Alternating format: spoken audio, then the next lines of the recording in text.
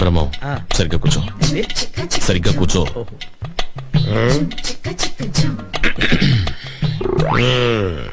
పెళ్లి కూతుర్ని పిలిపించమంటావా? పిలిపించమంటాడు బావా, అందుకే వచ్చింది. పిలిపించు. అమ్మాయిని ఒకసారి పిలిపించండి. కూర్చోండి, పిల్ల తండ్రి నేను ఉన్నానుగా, పిలుస్తాను. అమ్మా, రాజన్న వచ్చినాడు, పెళ్లి కొడుకు రాంబ్రహ్మ వచ్చినాడు, వాళ్ళ సైడ్ బంధువులు అందరూ వచ్చినారు.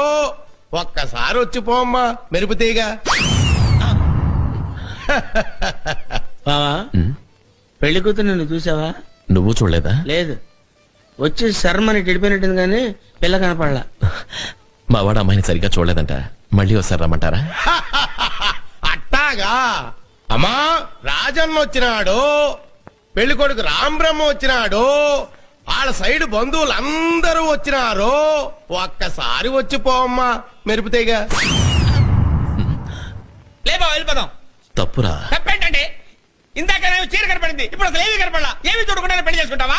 పిల్లకి కొంచెం సిగ్గెక్కువ, తుర్రుమంటది, అందుకే మెరుపుతీగని పేరు పెట్టిన. మీరు ఏ పేరు పెట్టుకుంటే మాకెందుకండి? పెళ్లి చూపులు అన్న తర్వాత ఆ పిల్ల ఎదురుగా కూర్చొని నేను కూర్చొని లుక్సు మాత్రం మాట్లాడుకోవాలి కదా. అసలు మేము పెళ్లి చూపులకు వచ్చామా, 100 మీటర్ల పరుగు పందెం చుట్టానికి వచ్చామా? రేయ్ బ్రహ్మం, అరవకు. ఒకసారి అమ్మాయిని నిదానంగా రమ్మనండి. దాన్నేం భాగ్యం. అట్టాగే.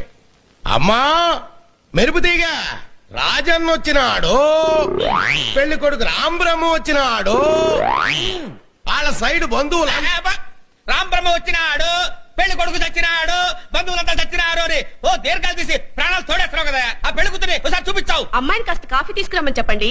అట్టాగా. అట్టాగే. కాఫీ తీసుకురా అమ్మా మెరుపుతీగ. కాఫీ. నాకు అలవాట్లేదమ్మా. కాఫీ. వెల్కమ్.